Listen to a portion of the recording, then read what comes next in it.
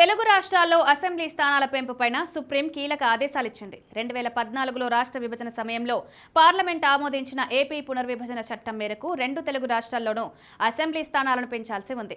దీనిపైన professor Purushottam Reddy సుప్రీంలో petition దాఖలు చేశారు.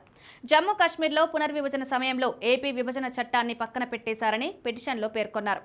ఇది రాజ్యాంగ విరుద్ధమని చెప్పారు. దీనిపైన విచారణ చేసిన సుప్రీంకోర్టు పిటిషన్ను కొట్టివేస్తూ తుది ఉత్తర్వులు జారీ చేసింది. తెలుగు రాష్ట్రాల్లో నియోజకవర్గాల పునర్విభజన అంశంపై సుప్రీంకోర్టులో దాఖలైన పిటిషన్ను సుప్రీంకోర్టు కొట్టివేసింది.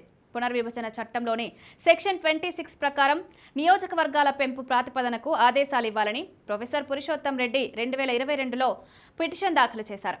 జమ్మూ కాశ్మీర్లో పునర్విభజన సమయంలో ఏపీ విభజన చట్టాన్ని పక్కన పెట్టేశారని పిటిషన్లో పేర్కొన్నారు. ఇది రాజ్యాంగ విరుద్ధమని చెప్పారు. ఈ పిటిషన్పై జస్టిస్ సూర్యకాంత్, జస్టిస్ కోటేశ్వర్ సింగ్తో కూడిన ధర్మాసనం విచారణ చేపట్టింది.